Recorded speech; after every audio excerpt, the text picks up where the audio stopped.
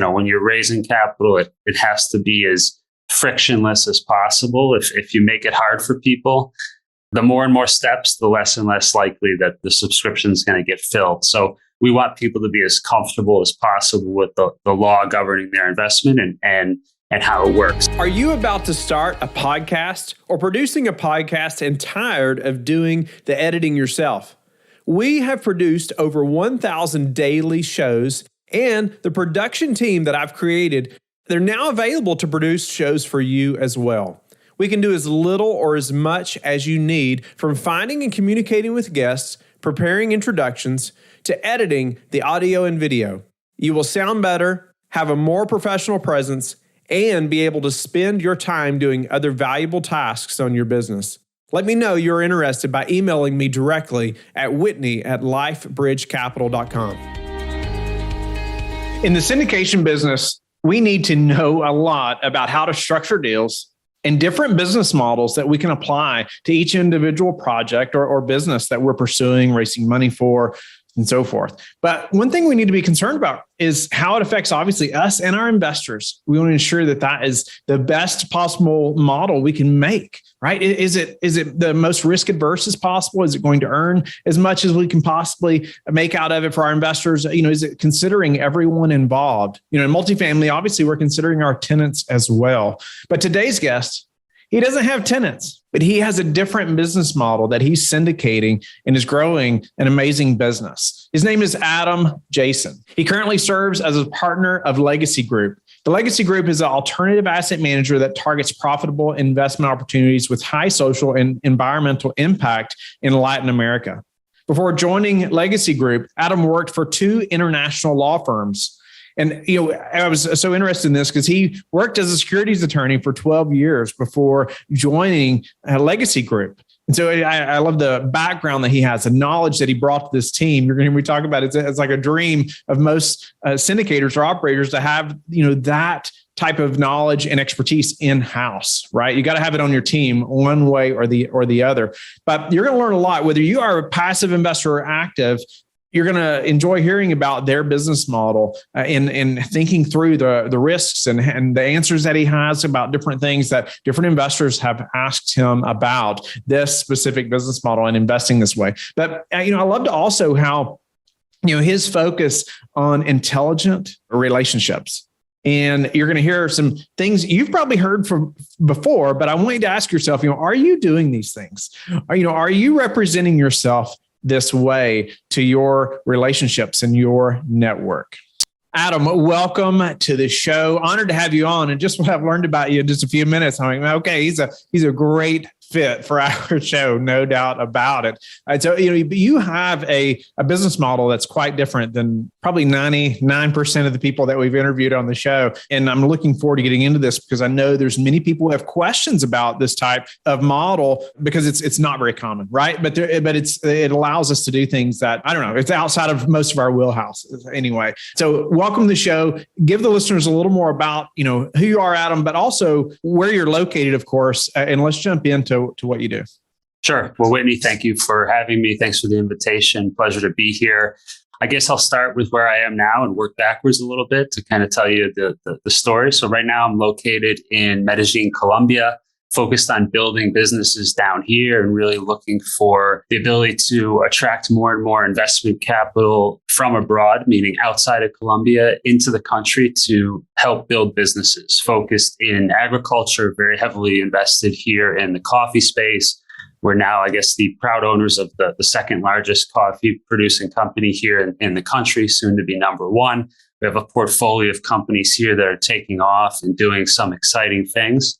And I'm fortunate to have found a way to leverage my background as basically call it a capital syndicator for the last 12 years, but really started my career coming out of law school as a securities attorney, SEC attorney, capital markets attorney, working for, at the time I started, the largest law firm in the world, representing mostly Fortune 500 companies out of the Midwest, a lot of the Wall Street investment banks, participating in IPOs, I worked on the IPO for Yeti Coolers, which is one that excites people. Probably done about $10 billion in transactions on public markets, private markets, a good breadth of experience when it comes to the legal aspects of raising capital, the practical aspects of getting it done, and now seeing it in our own businesses, kind of the selling process and what piques investors' interest and what they're looking for. So worked in the Cleveland office of the law firm for about 6.5 years, moved down to Dallas,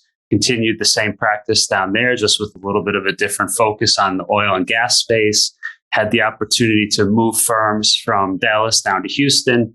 In the month that I had between jobs, I found Medellin, Colombia, fell in love with it, saw the opportunity down here, and was at the point in my career where I wanted to do something a little bit more entrepreneurial. And thankfully, in meeting my now business partner who was getting the coffee business kicked off down here, there was a role for me where my experience in raising capital, all my legal background was attractive because I'd say probably 95% of our investors here are US-based folks, high net worth, accredited investor folks. So everything that we do, even though our operations are here in Colombia, we still have all the same legal compliance. We still have all the considerations that capital syndicators have to think about if they're raising money from US investors for a project in Fort Lauderdale or a project in Omaha, Nebraska. Being in Colombia doesn't really change anything. Everything we do is structured out of the US. So it's a very similar process, just a different geography.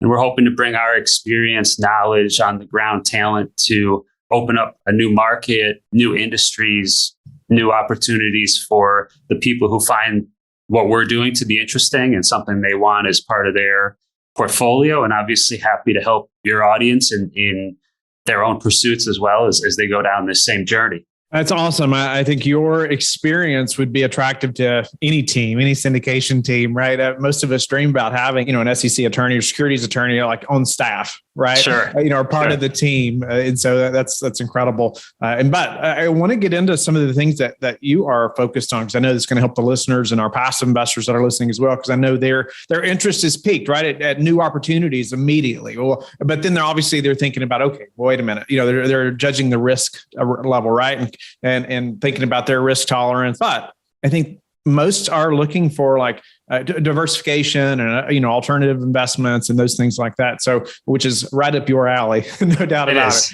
And so, but let's jump right in. And I'd love to hear. And I know I'd love to hear more about your all's method of raising capital, and maybe you can hammer some of the legal structure, which I'd love to hear about as well, because you talked about how everything's structured out of the U.S. I think you mentioned, but what does that mean really when you're raising money in Colombia? You said 95% of your investors are U.S. based, but what does that look like? That international transaction, in working, investing in one country and being obviously a citizen in another. Can you just walk through that a little bit? Maybe start though, how are you attracting these investors, and then walk through that structure a little bit? Sure. Maybe if I describe the business side by side with the process of raising capital for it, it'll give good context and make sense. Please. So our flagship business down here is called the Green Coffee Company. Started back in 2017 with an initial capital raise of about $5.7 million. As I mentioned, since 2017, we've grown it to become the number 2 largest producer in the country of coffee. Coffee, Colombia, pretty synonymous. Exciting journey that we're on, and it's mostly been fueled by the ability to attract outside capital and deploy that effectively. We made the strategic decision early on to headquarter the business in Delaware so that we made it as frictionless as possible for US-based folks to invest, but also gave us the most flexibility down the road for a potential exit. If we had everything based in Colombia, I think there might be a little bit more resistance from a sales standpoint if we wanted to sell the business to a client of ours, call it a Starbucks or a Nestle or Sucafina, these people we're doing business with, or a US-based private equity fund that wants to roll it into their portfolio, or getting to the public markets in the US.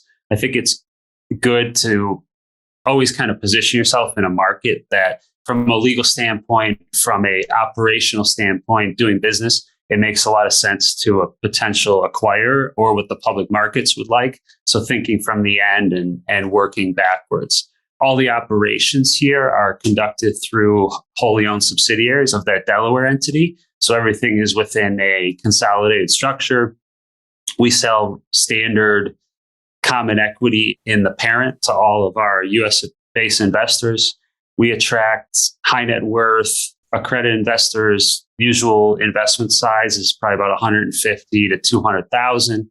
We've raised, since that first cap raise on a collective basis through 3 funding rounds, about $30 million right now. And we do everything through 506C. So for those of you who aren't familiar, it basically allows us to accept money from accredited investors, usually people who are meeting the income tests, which are 200,000 annually for persons, 300,000 with a spouse, or they have over $1 million in net worth outside their principal residence. So that's been our target to date. We're moving more into attracting institutional capital, strategic investment capital from some of our partners. So we're, working, for example, with companies like Starbucks, and not only in a kind of joint venture capacity, but also, financing the business and building some proof of concept around what we're doing in the industry, which will be important to be able to exit the business in the future, to be able to get to public markets. People want to see that, kind of call it anchor investor as we move down the road. But to date, 230 or so high net worth investors in the project. That continues to grow. We're launching our Series C funding round right now and opening that up to additional investment, and hoping to open more and more eyes to a really attractive opportunity with some great upside. Awesome. So if I understand correctly, there's a Delaware entity that pretty much owns the entire operation in Colombia. Is that accurate? That's right. Everything's structured through a Delaware entity. So if I invest, I'm buying shares in the entity for the Delaware entity that owns everything in Colombia. Is that right? Exactly. We keep everything governed by US law. We choose Delaware because, for people who don't know, that's really the leading corporate law jurisdiction, perhaps in the world, which can be a surprise to people. But you're going to see a lot of the Fortune 500 companies, the big boys on the NYSE, being headquartered in Delaware. And then we do all of our banking through JP Morgan in the US to make the investment process super easy.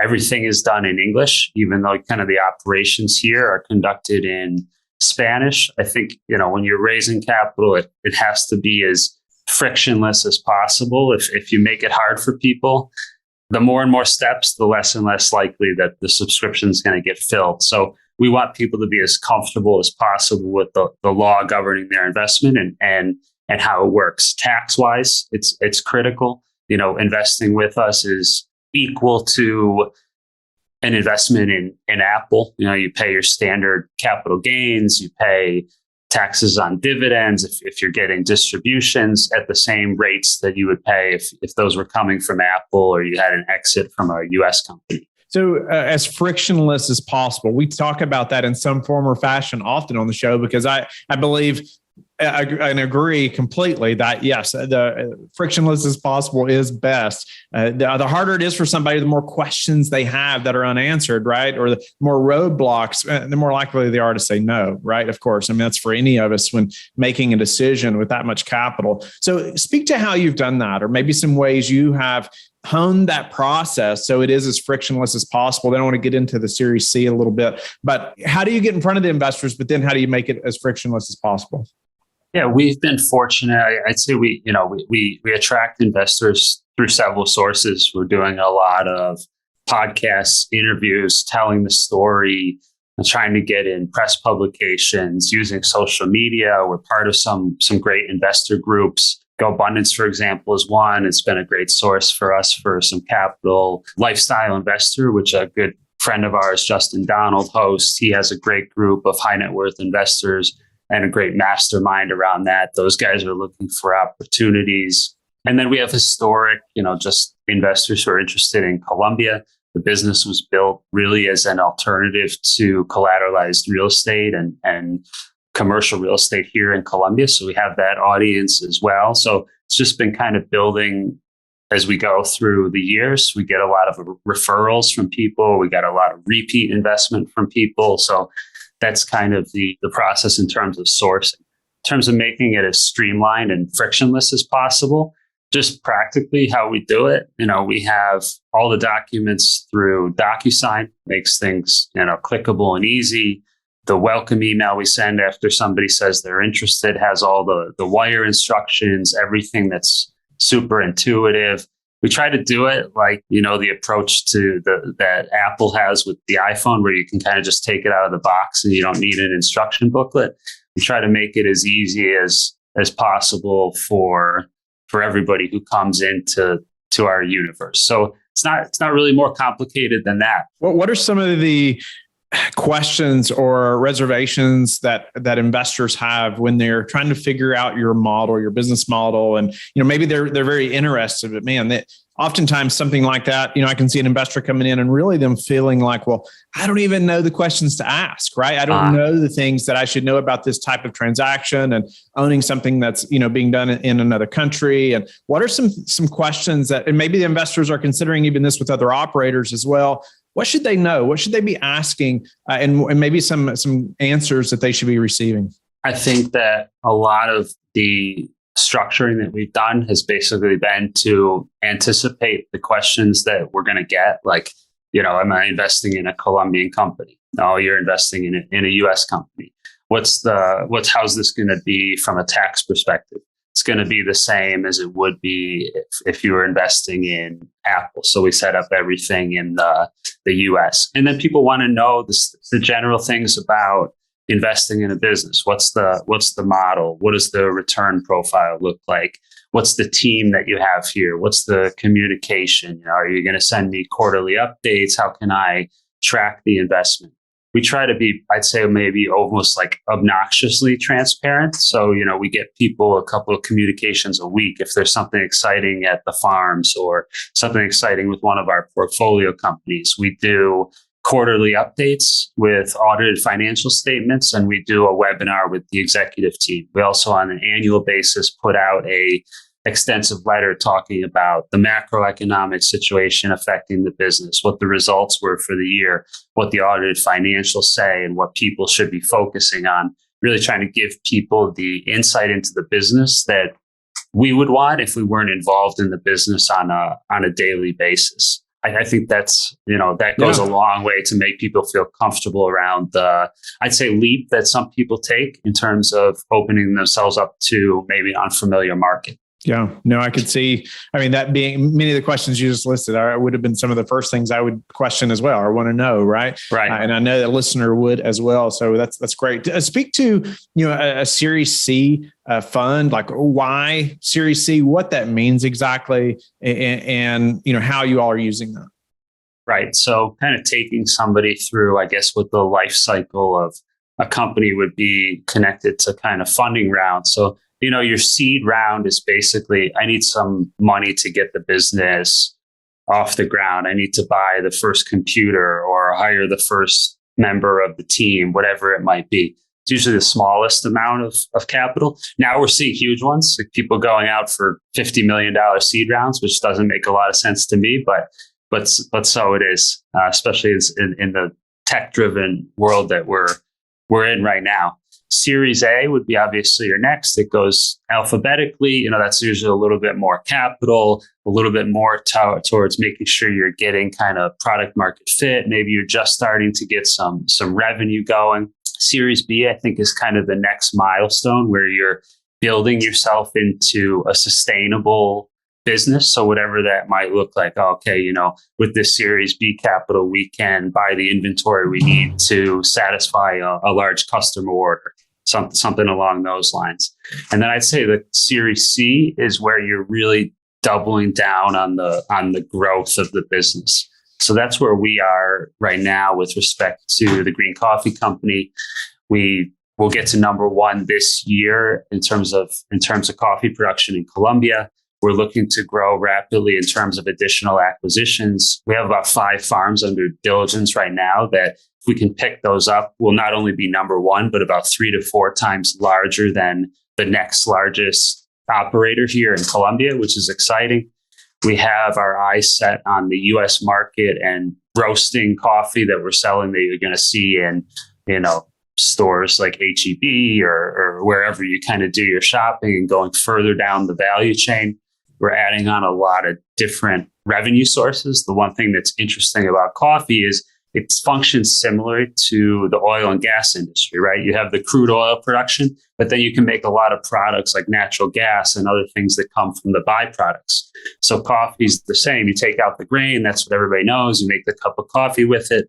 For every grain of coffee that you take off, you about 5 times as much byproducts. So with that, you can do things like create alcohol products, distill it down to ethanol for different applications like enzymes. You can use it for fertilizer. So at this point, a lot of the capital that we're raising is going into that R&D and exploring how do we not only become a great coffee company, but how do we use what we've built so far as a platform for generating additional revenue sources, doing more and more exciting things, and really setting up a dominant market position here in Colombia. Our timeline for investors, we tell them, we're looking for an exit somewhere around 2025, 2026. We think we need those couple of extra years to really maximize the value. A lot of it has to do with the life cycle of coffee trees and, the 2 years it needs from planting to being kind of optimally productive, but also the different business focuses that we have before we say to somebody, you know what, we think we've kind of put everything we need into this. It's time to go public or sell the business. Wow. I love the thought of adding more revenue sources, right? You said 5 times really, the byproducts. That's incredible. Yes. It's hard to do that, right? And to think that through, I think, and how to maximize all those byproducts like that. And so it's neat to have that option for sure. Speak to the risk of an investment or, international, really a business and coffee maybe specifically, but what are the risks or maybe a couple of the biggest things that would be most concerning?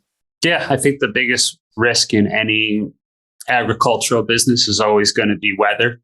We get impacted by things like La Nina, which is really like, a lot of rain, or, we have these different conditions that happen that, push harvests and you get delays and things like that. But, we've managed to, and we continue to manage that risk in a very productive way.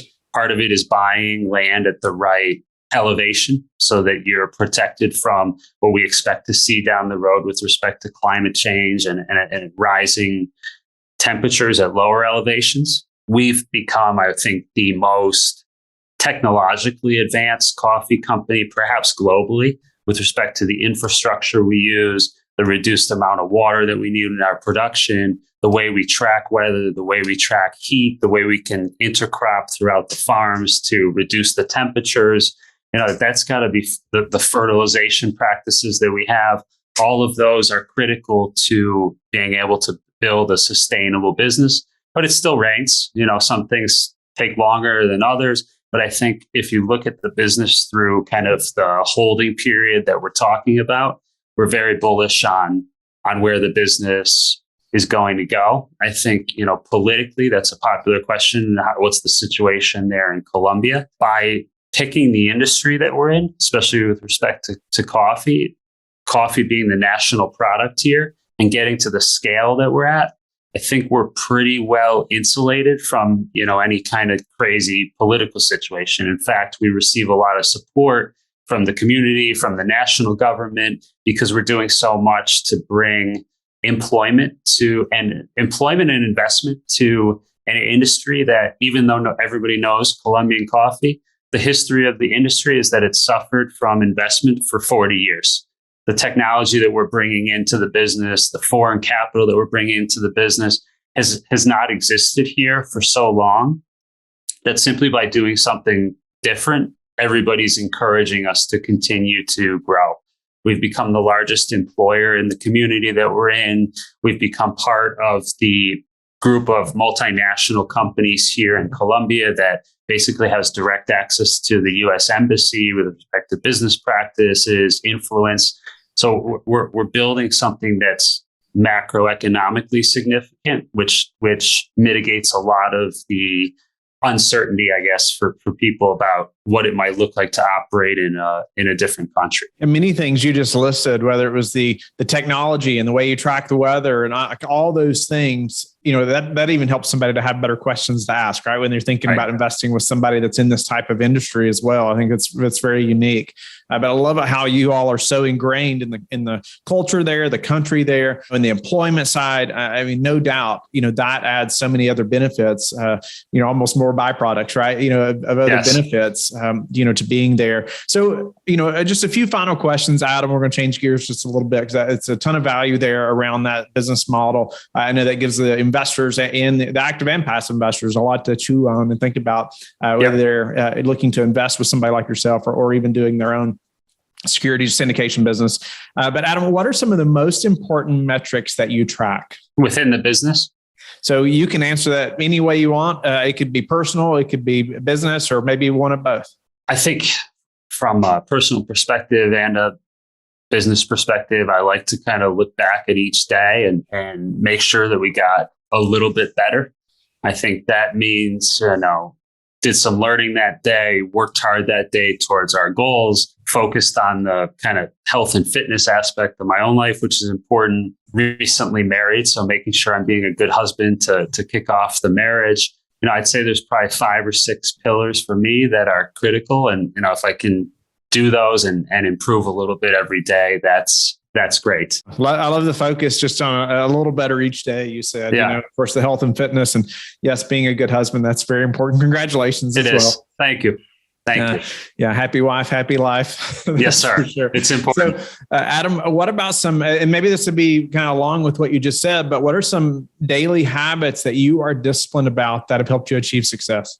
I think I've done a good job over the years of being able to put like the fundamentals kind of on speed dial. So, going and exercising for me is not something I have to remind myself to do every day. It's just kind of my habit. Same, I'd say, with diet and just trying to eat healthy. I try to take a lot of time every day to learn. I think that's the one thing that I've transitioned to more throughout my career of just being like a heads down attorney, executing, responding to emails, and more now strategic and thinking and learning from others who have done what we've done before. I think that's critically important. And then really approaching, I'm an ex-football player growing up and played in college, and the competitiveness of that, I've basically just carried over to business and what we're doing here. So if I feel like we're kind of competing every day and in the arena, I feel good and alive and pushing forward. What does, you said more strategic and thinking, and in opposition to that, you said like emails and, those things. Yeah. What made you to think that way? What helps you to think more strategically, but even to spend time thinking, right? People think that that's like a thinkless thing almost, but it's so important and it's hard to do it well. And I find like people don't do it, including myself sometimes, because it's like the harder thing to do almost, right? It's easy to get caught up in emails and just the busyness, or, to return in a phone call or email after email after email. Then all of a sudden you've spent so much time, you feel like you haven't accomplished hardly anything, know? So what made you to think this way and helped you to be more strategic and like focusing on that? I started seeing that to be the best I could be at the goals that I have for myself, I needed to be, I guess, more well-rounded. A lot of that was around human psychology, understanding people better, understanding markets better, understanding kind of what drives decision-making more than just, okay, I know the nuts and bolts of capital raising transactions and what's the difference between 506, 506C, 506B, crowdfunding. I mean, a lot of that is learned and then you kind of have it. But to continue to grow as a person, become better at speaking, become just more, I guess well-rounded, I found to be critical for people. I think for your audience and for me, raising capital is critical in terms of having, I guess, good emotional intelligence, building relationships, understanding where you can add value to other people so that they want to add value to the things that you're doing. a lot of that I would say I had to learn much of it kind of on my own, but just I'd say being invested in your own growth and continuing to get better kind of holistically as a person. Awesome. What about the number one thing that's contributed to your success? Relationships, for sure. Being intelligent about managing relationships, being reliable, being honest, continuing to add value to others. I don't think anybody can do much alone. So it's critical to have that network. You mentioned intelligent about relationships. What is that? Give us just one or two things about what that means exactly. Yeah, I think to me, it's the two I always hit on is being reliable, being a person who does what they say they're going to do. If you and I have this podcast scheduled for 9:00, I'm going to be here at 8:55. So it's just doing those kind of things where being honest, delivering on your word, and trying to help other people.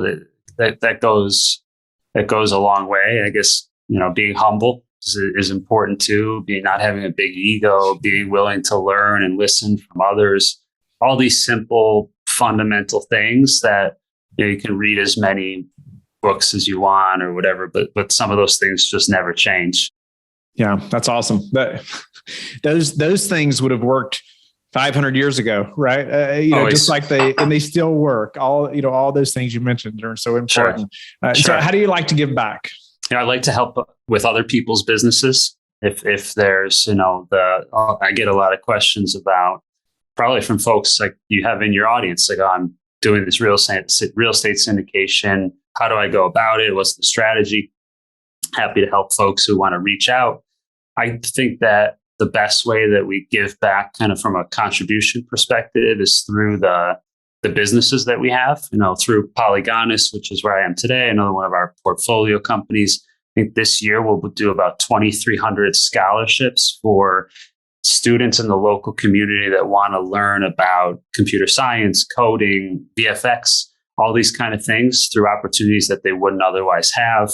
We're doing a lot in the communities that we're in with respect to the coffee company. We started a program for single mothers, heads of family. We're looking at building a kindergarten on our operations so that they can bring their children there to study while they work, and just continuing to create jobs. I think really the best thing you can do for people is just give them opportunity and give them a purpose and convey the mission to them of what we're all trying to do. It's been motivating over the last couple of years to see how that clarity and communication can really excite people and get them behind a common goal. Adam, I'm grateful to have met you, grateful for your give back to the show, the listeners, and myself. I've learned a lot. I know they have as well. I mean, you went through a lot and provided a ton of value. I mean, just your business model alone is unique. I don't think we've interviewed anyone else that has that type of business model. And how you talked about it being structured out of the U.S., right? But that entity owning this business in another country and how that works a little bit. But even some of the investors,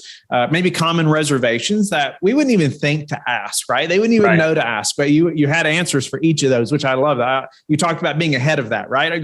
Sure. What'd you call it? How you're transparent, like overly transparent. You had a word for it, but I thought that was incredible. But the frictionless as possible process for investors, even you're putting your fundamentals on speed dial personally to all the how you handle an intelligent relationship. So many great things. Thank you again, and tell the listeners how they can get in touch with you and learn more about you. Yeah, absolutely. So if you're interested in the Series C funding for coffee, feel free to contact me. We're expecting great returns. We're looking at between 8x to 10x for people coming in this round. So to your point, another thing about being frictionless is having a great product to sell. So for people who are interested in there, you can find me adam.j at legacy-group.co. You can find me personally, or you can find us at legacy-group.co, and we'll connect you with investor relations. There's people who have questions about syndications or any way that I can help with their businesses, their projects. Love to meet as many folks as possible and contribute any way I can. Thank you for being a loyal listener of the show. Please subscribe and share it with your friends. We want to help you become the passive investor you've always wanted to become, but also the operator you've always wanted to become. We want to be the number one resource for your real estate investing journey. But go to lifebridgecapital.com where you can start investing in real estate today.